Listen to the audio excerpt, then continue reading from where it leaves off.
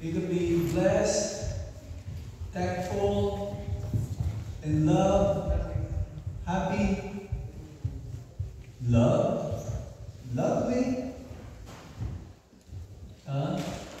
different emotions. And this spiritual platform, it is not under the laws of material nature, and therefore it has that nature of always increasing and no end. In the material world, there's a beginning, there's a middle, there's an end, the happiness. But spiritual happiness, no beginning. It is the eternal dharma or nature of spiritual life to be always joyfully performed.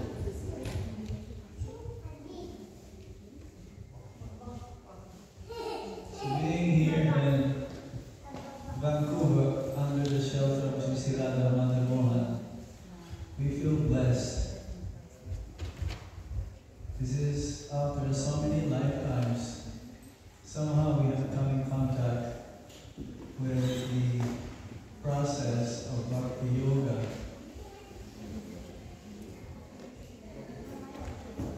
This process is very rare. It says,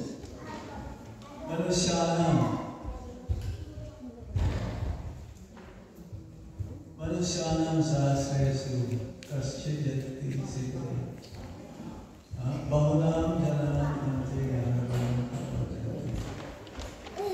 After many years, almost many thousands who wants to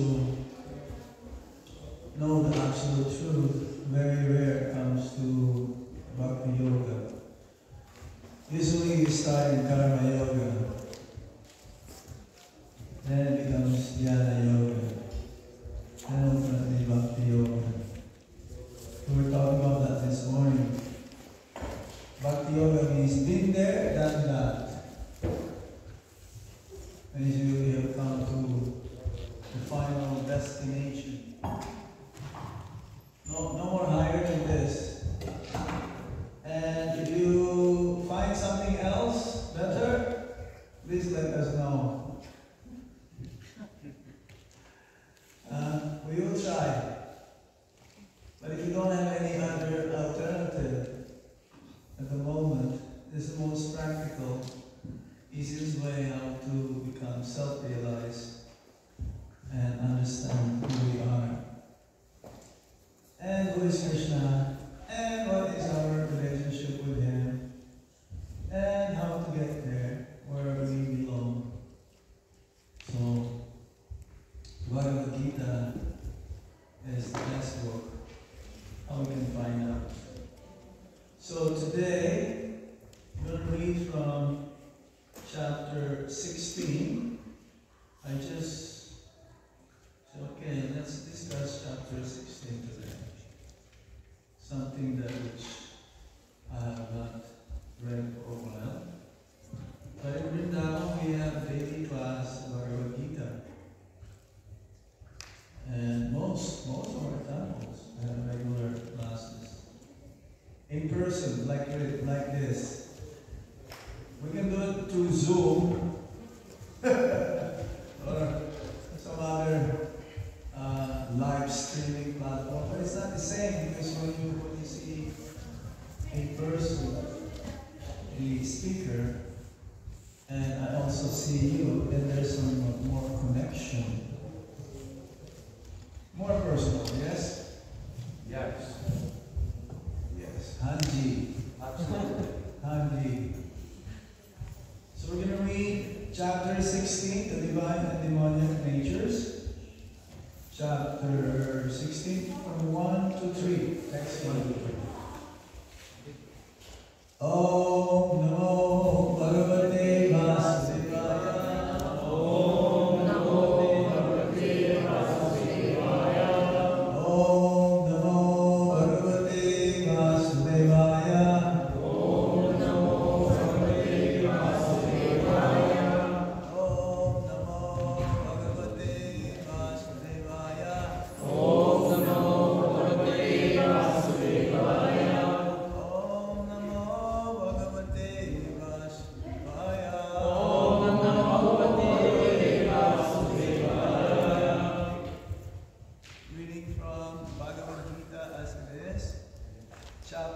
16. This chapter 16 describes the demoniac and divine natures. Shri Bhagavan Uvacha Ahayam Sattvam Samsudirgyanayo Yavashtite Ahayam Sattva Samsudirgyanayo. Okay, one more time. It's very easy. Ahayam Sattvam Samsudirgyanayo Yavashtite Ahayam Sattva Samsudirgyanayo Yavashtite Ganam Namascha Yagyascha Swadhyayastapa Arjavam Ganam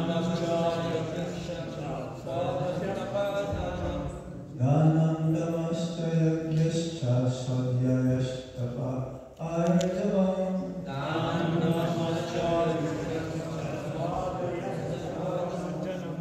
Ahimsa Satyam Apradaschaga Shanti Apaishnam Ahimsa Satyam Apradaschaga Shanti Apaishnam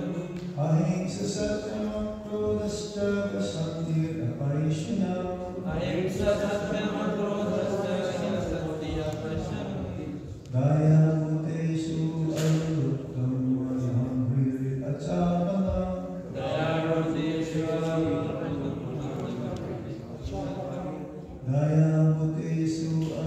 Aruttam Madham Vir Achapanam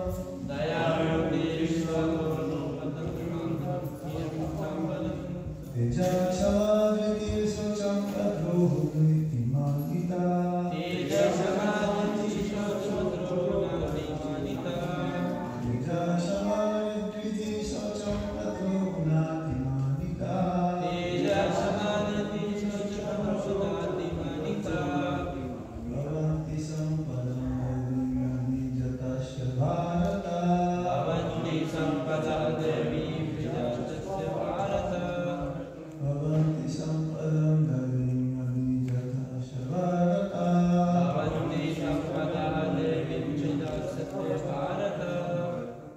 Translation, the purport by His Divine Grace A.C. Bhaktivedanta Swami Srila Prabhupada. Srila Prabhupada Ki Jai.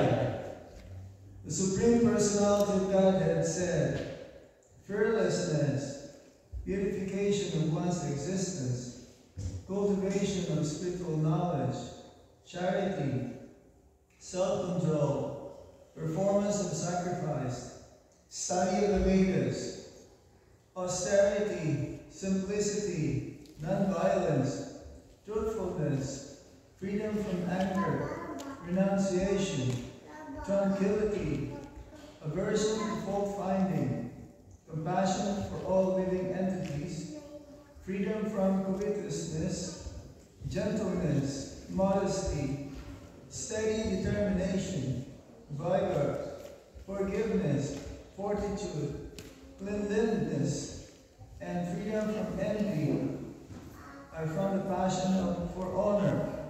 These transcendental qualities, O son of Bharata, belong to godly men endowed with divine nature. Hare Krishna. Very nice. Purport also we will hear from Srila Prabhupada. In the beginning of the 15th chapter, the banyan tree of this material world was explained. The extra roots coming out of it were compared to the activities of the living entities, some auspicious, some inauspicious. In the 9th chapter also, the devas or godly and the asuras, the ungodly,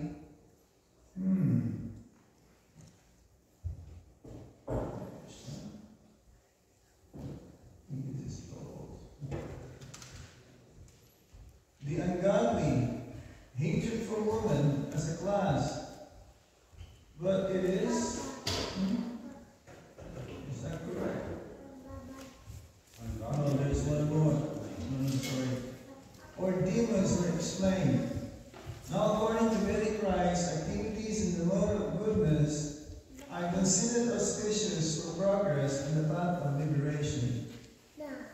And such activities are known as Dairi Prakriti, transcendental by nature. Those who are situated in the transcendental nature make progress in the path of liberation. But those who are acting in the mode of passion and ignorance, on the other hand, there is no possibility of liberation. Either they will have to remain in this material world as human beings, or they will descend among a species of animals, or even lower life forms. In this 16th chapter, the Lord explains both the transcendental nature and its attendant qualities, and the demonic nature and its qualities. He also explains the advantages and disadvantages of these qualities. The word avichatasya, in reference to one born of transcendental qualities or godly tendencies, is very significant. To beget a child in a godly atmosphere is known in the Vedic scriptures as Garbhadhan Samskar. If the parents want a child in the godly qualities, they should follow the 10 principles recommended for the social life of the human being. In Bhagavad Gita, we have studied also before that sex life or begetting a good child is Krishna himself. Sex life is not condemned, provided the process is used in Krishna consciousness. Those who are in Krishna consciousness, at least, should not beget children like cats and dogs, but should beget them so that they may become Krishna conscious after birth. That should be the advantage of children born of a father and mother absorbed in Krishna consciousness. The social institution known as Varnashram Dharma, the institution dividing society into 4 divisions of social life and 4 occupational divisions or castes, is not meant to divide human society according to birth. Such divisions are in terms of educational qualifications. They are to keep the society in a state of peace and prosperity. The qualities mentioned herein are explained as transcendental qualities, meant for making a person progress in spiritual understanding so that he can get liberated from the material world. In the Varnashram institution, the sannyasi, or the person in the renounced order of life, is considered to be the head or the spiritual master of all the social statuses and orders. A Brahmana is considered to be the spiritual master of the 3 other sections of society, namely the Kshatriyas, the Vaishyas, and the Sudras. But the sannyasi, who is at the top of the institution, is considered to be the spiritual master of the Brahmanas also. For a sannyasi, the first qualification should be fearlessness. Because a sannyasi has to be alone without any support or guarantee of support, as he has simply to depend on the mercy of the Supreme Personality of Godhead. If one thinks, after I live my connection, who will protect me? He should not accept the renounced order of life. One must be fully convinced that Krishna, or the Supreme Personality of Godhead in his localized aspect as Paramatma, is always within, that he has seen everything and he always knows what one intends to do. One must thus have firm conviction that Krishna as Paramatma will take care of a soul surrendered to him. I shall never be alone, one should think.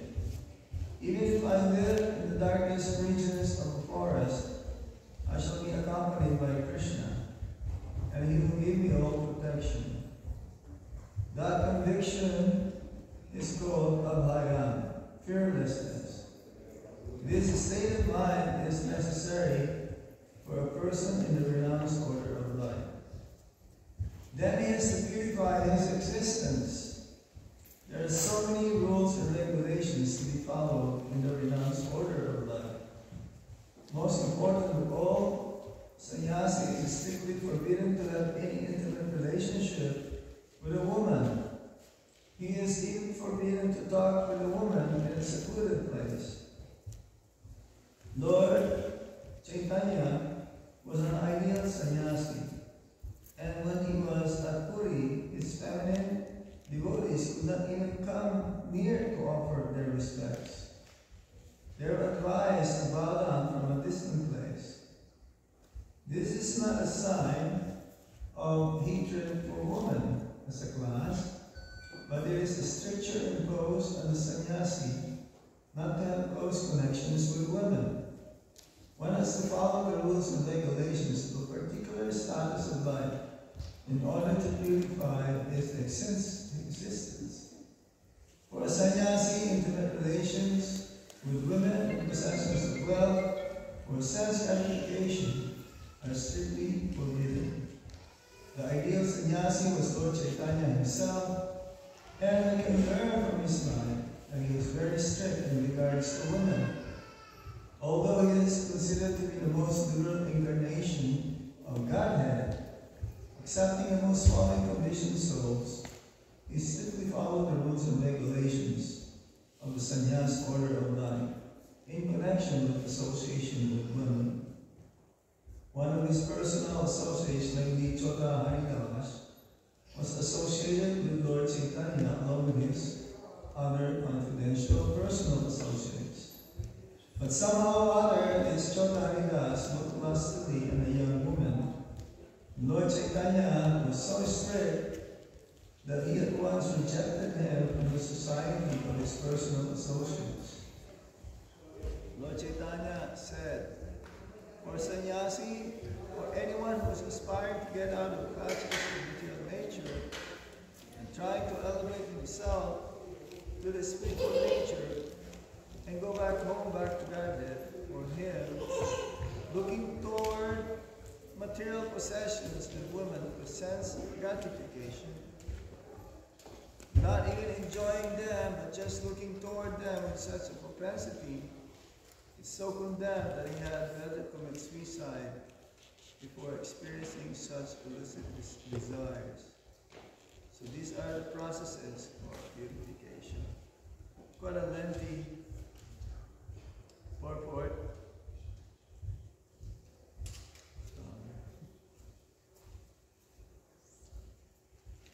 But as far as we have just read,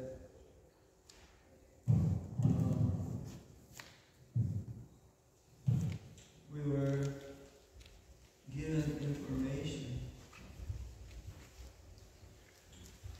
based from the previous chapter that this material world is like a banyan tree, or a tree which can be seen on the bank of a river, and the tree is upside down. The reflection that the branches are on the bottom and the roots are missing. Upside down. So the material world says that this is the perverted reflection of the spiritual world. Perverted means it is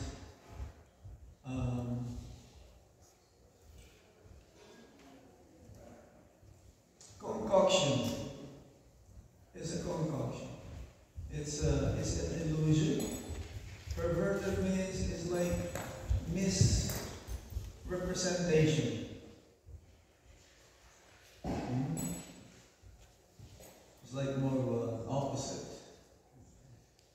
And the material world is part of the kingdom of God. Kingdom of God comprises of both spiritual and material worlds. And the material world, it was created due to the desire of the jivas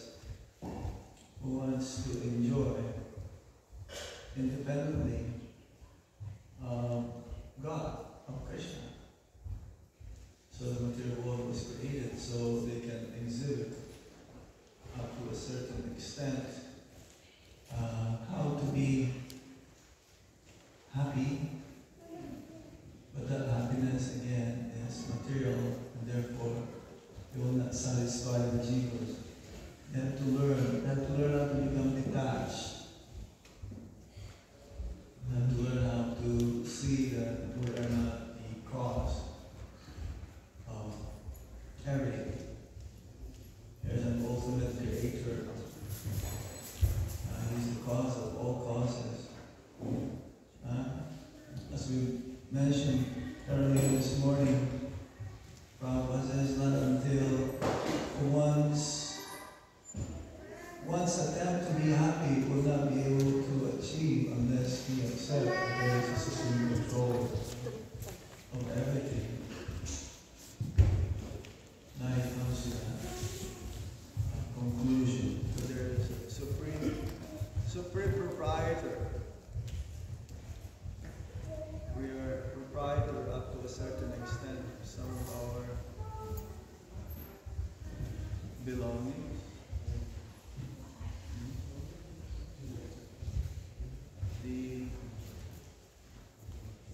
This is the nature of the world. It's always unpredictable. I think a good example. Be sure use good water. Good water is always 100%. So yes. Like a banyan tree.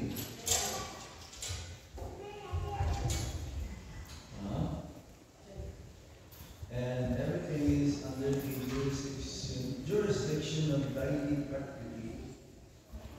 Daini Prakriti. Daini Shivamai Pavamai multiplied. This divine energy of mind is very